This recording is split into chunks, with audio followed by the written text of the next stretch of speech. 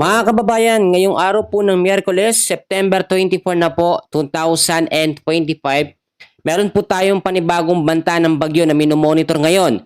Kakalabas nga lang nitong si Bagyong Nando at eto na yung panibago. Tinatawag po ito ngayon na Bagyong Opong sa loob po ng ating Philippine Area of Responsibility. Bago ho tayo magpatuloy, hiling muna ako ng like. Yan lamang po ang aking hinihiling para po mabilis na tumaas ang ating engagement at makaabot sa ibang mga kababayan yung pinaka-update natin sa lagay ng panibagong bagyo. So ipapakita ko muna sa inyo yung tinatawag ho natin na track and intensity forecast para po dito kay Bagyong Opong. So makikita nyo dito yung tinatawag ho natin na area of probability. Yang parang apa na yan po yung pinaka nagiging direksyon ng bagyo. At ito po si Bagyong Opong, makikita nyo mabuti, dadaan po siya sa Eastern Visayas at ilang bahagi ho ng Luzon. Nakikita natin dito, magiging tropical storm category siya sa mga susunod na mga araw at yung pinaka marireach niya na pinakamalakas hanggang severe tropical storm. Hindi ho siya papalo sa typhoon hanggang sa super typhoon category kasi may mga nagsasabi panibagong super typhoon daw. Mali ho yun mga kababayan, hindi ho siya aabot sa super typhoon bagkos severe tropical storm category siya. Maglalandfall ho siya pagdating ho ng September 26 alas 2 po ng madaling araw ng Biyernes. At talagang babaybayin niya pong Eastern Visayas hanggang sa September 26 alas 2 po ng hapon ng Biyernes. At lalabas naman sa ating Philippine Landmass pagdating po ng September 27 alas 2 po ng hapon Sabado. At lalabas naman ng PAR pagdating po ng Sunday ng alas 2 ng hapon. So yan po yung pinaka-exact ngayon na area of probability or direction po nitong si Bagyong Opong, pero may posibilidad pala na magbago yan. So mas maganda na lagi kayo nakaantabay sa lagay ho ng ating panahon. So alamin naman natin ngayon yung mga lugar na dadaanan po nitong si Bagyong Opong dahil napaka-importante na day by day, time to time ay nalalaman nyo kung nasaan yung direction or nasang lugar na etong si Bagyong Opong. So inaasahan po, ngayong alas 2 po ng madaling araw, September 24, dito na po siya sa 980 kilometers east of northeastern Mindanao at nasa 65 kilometers ang kanyang lakas ng hangin, ganap ng tropical storm category.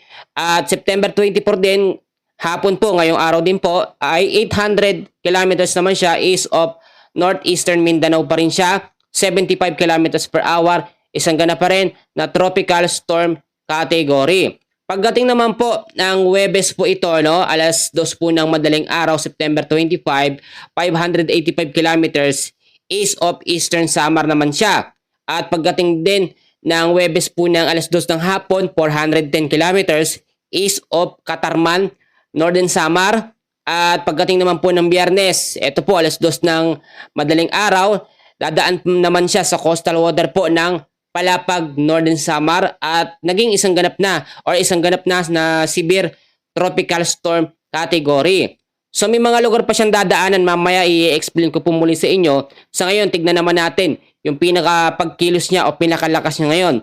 Sa ngayon po, no, sa pinaka latest na update natin, ang lokasyon po nitong si Bagyong Opong, 1,045 kilometers east of northeastern Mindanao at meron po siya, tinataglan niya sa ngayon ang lakas ng hangin na 55 kilometers per hour. Malapit pa rin yan sa may gitna at bumubugso po sa 70 kilometers per hour. Actually, medyo mahina pa ito kung ikukumpara natin dito kay Super Typhoon Nando, pero iba naman yung senaryo dito kay Bagyong Opong, no? Dahil direkta ho siyang tatama sa Eastern Visayas at ilang bahagi ng Luzon. Hindi kagaya kay Super Typhoon Nando, naging malakas na bagyo pero hindi naman siya totally direktang tumama sa malaking bahagi ng kalupaan po ng ating bansa. May mga lugar na tinamaan pero hindi direkta doon sa malawak na kalupaan po ng Pilipinas. So may pagkilos yan pa west southwestward sa bilis po na 10 kilometers per hour. Medyo mabagal yung pagkilos niya at kapag bumilis yan, posibleng mas mapaaga yung paglandfall niya dyan sa Eastern Visayas at ilang bahagi ng Luzon. So babantayan at patuloy natin yung imo-monitor. Sa ngayon, wala pa namang itinataas na warning signal sa anumang bahagi ng ating bansa. Pero sa paglipas ho ng ilang mga oras simula ngayon, posibleng itaas ang signal number 1 hanggang signal number 2. Severe tropical storm category yung pinakamataas niya. So hanggang signal number 3 ang kanyang posible pong maabot. So babalikan natin yan. Ngayon ho kasi bukod ho dyan kay Bagyong Opong, patuloy pa rin po ang pagkilos at pagbibigay po ng sama ng panahon nito namang si Bagyong Nando. Si Bagyong Nando po ay nasa labas na ng ating Philippine Area of Responsibility pero patuloy niyang pinapalakas ang epekto ng habagat or southwest monsoon. Akala kasi nung iba, porket nasa labas na ng Philippine Area of Responsibility ang isang bagyo, wala na siyang epekto sa ating bansa. Nagkakamali ho kayo dahil ang bawat bagyo ho, no, ay meron po yung spiral clouds o yung tinatawag natin na extension ng hangin na nakakaapekto. Huling namata nitong si Bagyong Nando for 540 kilometers west of Basco, Batanes, nasa labas ng PAR. At humina yung lakas ng hangin niya, nasa 185 kilometers per hour na lamang at may bugsong umaabot naman sa 230 kilometers per hour. Pa-west, northwestward ang kilos sa bilis ho na 20 kilometers per hour. Meron pa rin nakataas na signal number 1 sa ilang bahagi ho ng Batanes. Signal number 1 dyan. Sa Cagayan, northern portion ng Isabela. Kasama po dyan mga kaibigan ang Apayao, Abra, Kalinga, Mountain Province, Ifugao, Benguet, Ilocos Norte, Ilocos Sur, La Union at northwestern portion po ng Pangasinan. So ngayon ipapakita ko sa inyo yung tinatawag po natin na live weather radar na kung saan makikita natin ng direkta yung paggalaw ng dalawang bagyo. Especially etong si Bagyong Opong na unti-unti pong mas lumalapit pa sa eastern na section po ng Visayas. So ito po, no, tingnan nating mabuti dahil mas maganda nakikita din natin yung actual na pagkilos or paggalaw po ng bagyo. Ito po si Bagyong Opong, actually sa ngayon mahina pa ito, pero sa ganitong lakas po nagsimula etong si Bagyong Nando hanggang sa naging super typhoon. Uulitin ko, wala ito, no, hindi ito nakikita ng potential na magiging super typhoon category, bagkos lalakas lamang siya sa severe tropical storm. Pero ang pinapangambahan natin dyan, possible kasi magkaroon siya ng interaction dito nga po sa habagat once natawirin niya na etong area ng Eastern Visayas at lalabas siya dito sa western portion po ng ating bansa o sa kanlurang bahagi ng ating bansa, which is nandiyan naman ang teritoryo nitong pong habagat or southwest monsoon na lalo pa pong pinapalakas nito nga pong si Bagyong Nando. Actually, itong si Bagyong Nando nakalabas na pero namiminsala pa rin. Iba talaga ang epekto ng isang super typhoon sa ating bansa. Matindi ho talaga. Yung tipong nasa labas na nagbibigay pa rin ng mga pag-uulan. So ngayon, dahil lumakas ang habagat, meron po tayong nakataas na heavy rainfall warning. So yung dami ng mga pag-uulan na mararanasan po. Kahapon yung naranasan natin mga pag-uulan dahil ho yun sa habagat, hindi dahil sa Bagyong Nando at hindi rin dahil dito sa panibagong Bagyong Opong. Sa ngayong araw po ay meron tayong inaasahan na 100 to 200 mm sa dami ng pag-uulan po dyan sa Zambales at sa May Bataan. Meron din tayong inaasahan na 100 to 200 mm na dami ng ulan dyan po sa Ilocos Sur, La Union, Pangasinan, Benguet, Tarlac, Pampanga at Occidental Mindoro. Kinabukasan naman po, Huwebes po ng hapon, September 25, 50 to 100 mm sa dami ng pag-uulan ng mararanasan sa Occidental Mindoro naman. So Thursday pa rin ng hapon hanggang sa Friday ng hapon, 50 to 100 mm pa rin na dami ng pag-uulan ng mararanasan ho. Diyan ho sa Palawan, sa May Antique, sa Iloilo, Guimaras, Negros Occidental, Negros Oriental at ilang bahagi ho ng Siquijor. So dahil naman po sa banta ng Bagyong Nando at dito po sa panibagong banta ng Bagyong Opong, mayroong mga lugar tayo nakataas na heavy rainfall warning. So ngayong hapon po ay meron tayong 50 to 100 mm sa dami ng pag-uulan dyan po sa may Eastern Samar. Bukas din, ngayong araw din po ng Huwebes hanggang sa Friday ay meron tayong ine-expect pa rin na 100 to 200 mm sa dami ng pag-uulan dyan po sa may Catanduanes, Albay, Sorsogon, Northern Samar at ilang bahagi ng Eastern Samar.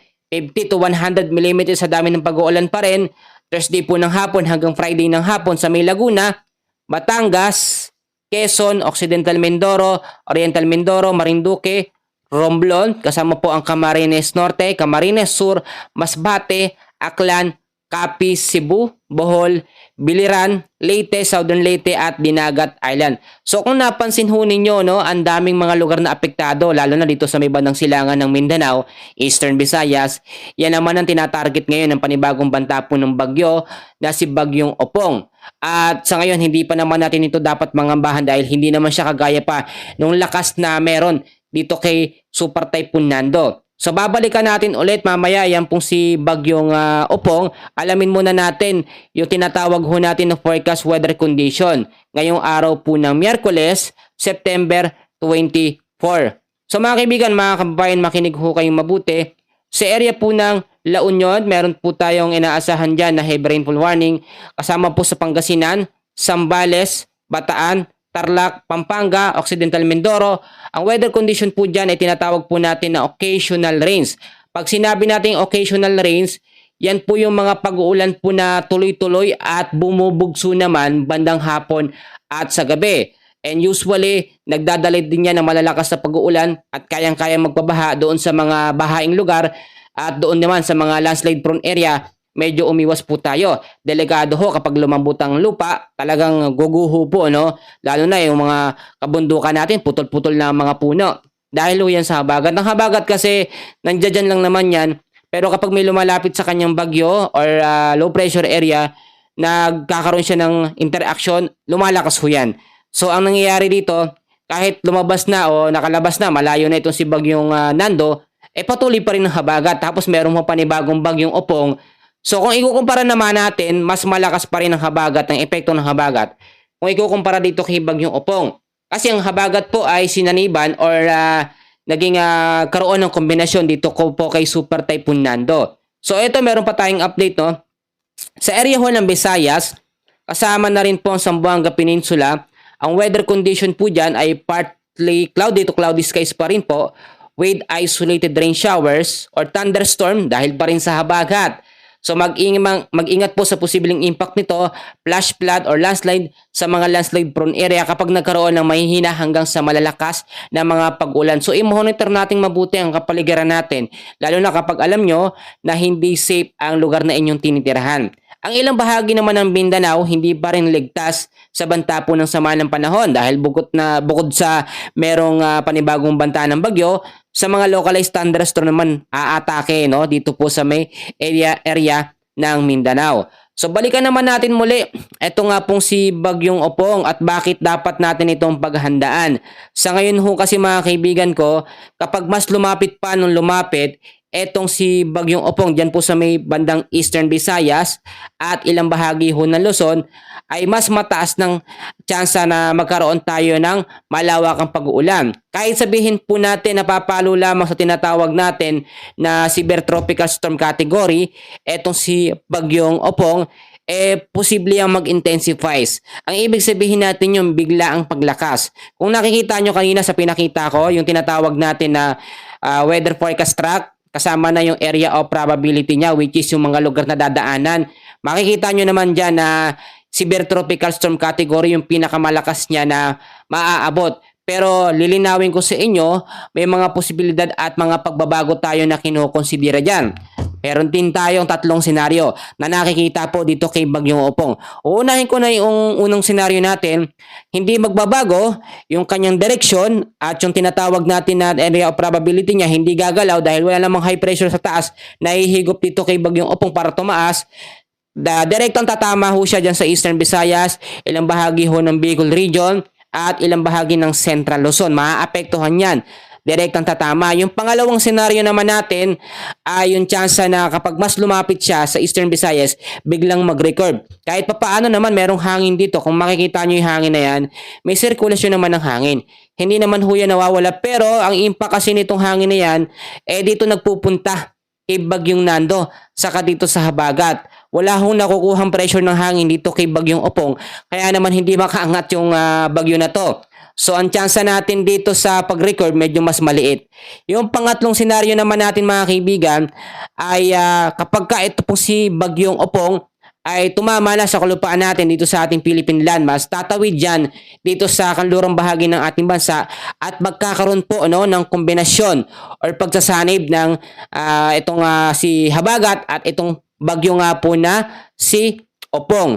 Pero yung sinasabi ninyo, may isa kasi nagsasabi sa atin, paano daw kung magsanib yung dalawang bagyo? Ito pong si Bagyong Opong at si Bagyong Nando. So yun ho, tatawagin natin yun na Fujiwara effect. Pero masyadong malayo yung kanilang distansya. At bago makalapit ito si Bagyong Opong, dito kay Bagyong Nando, masyado na tong malayo. Nasa China, bansang China na yan, no?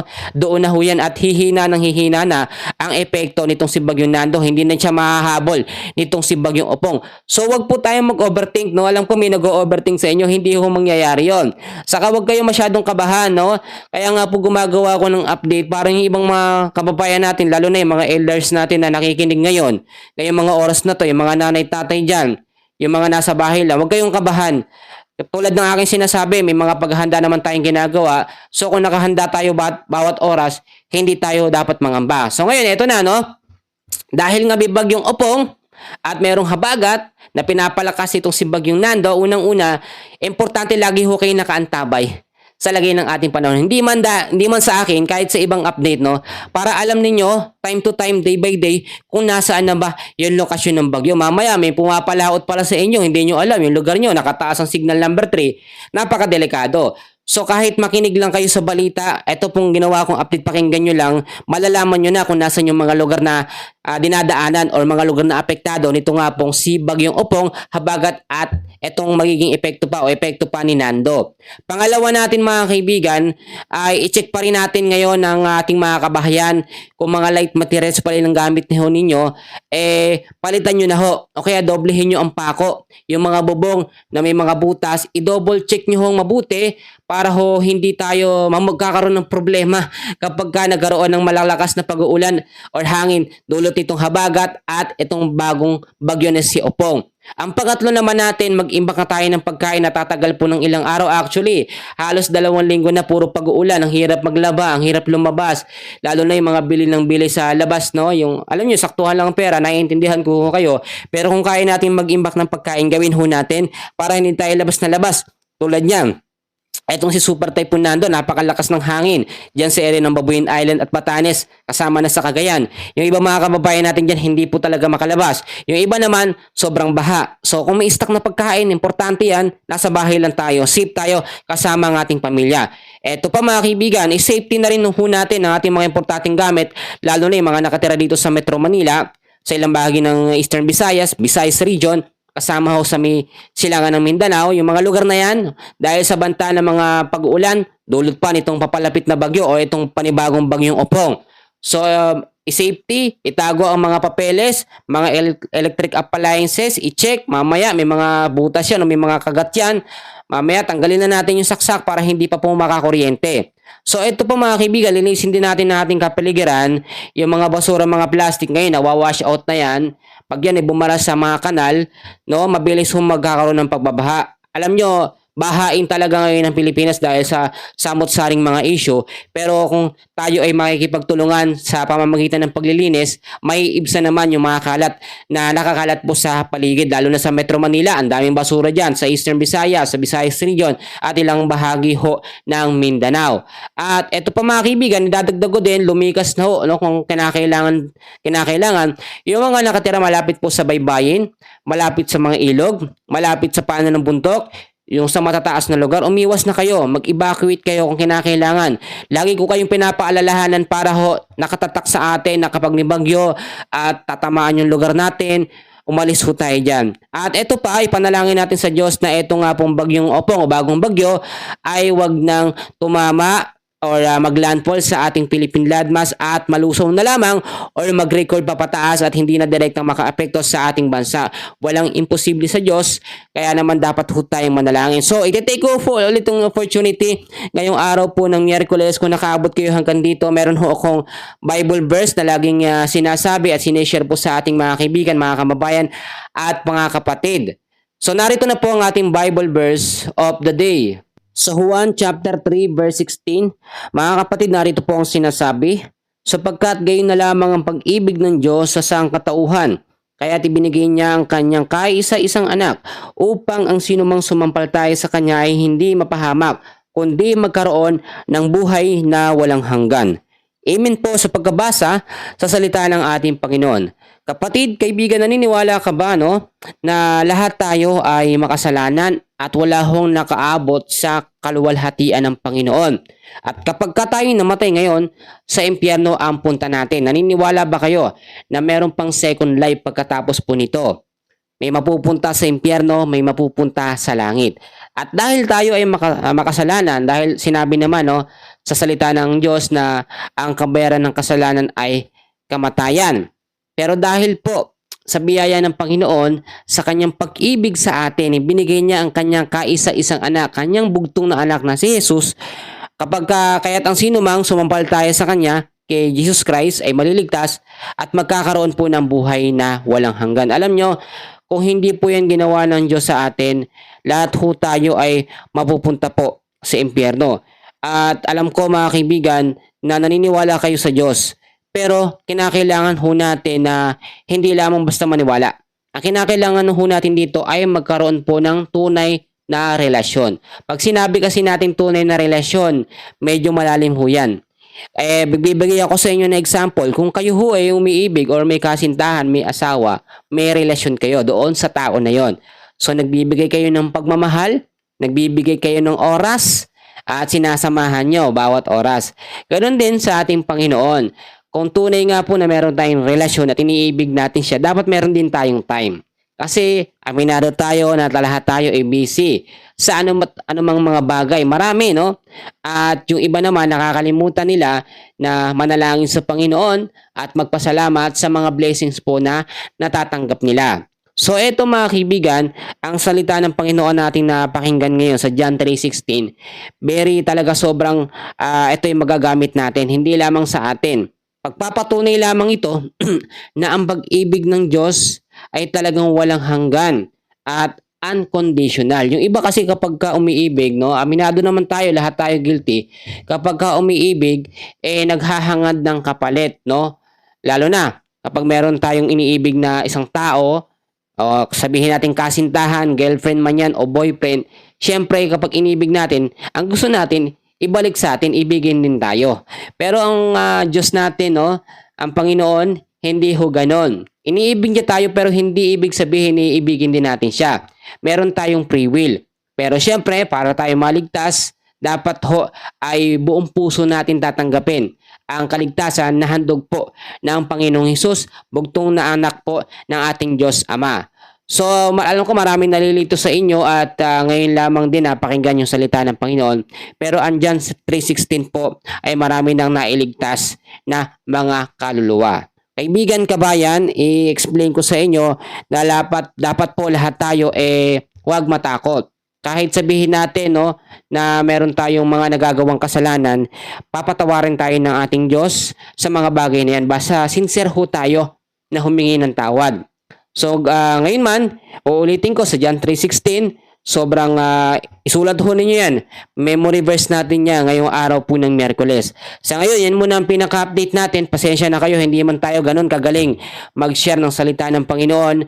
Pero ginagawa ko yung best ko. Dahil wala namang magaling sa Panginoon, no? Wala namang perfect. Lahat po tayo ay makasalanan at nagkakamali. Ang maganda dito, yung desire ng heart natin na makinig at magbahagi ng salita ng Diyos. Yan muna ang pinaka-update natin sa ngayon. And please, mag-ingat po tayo sa banta ng bagyo at sama ng panahon. Maraming salamat. Magandang araw po.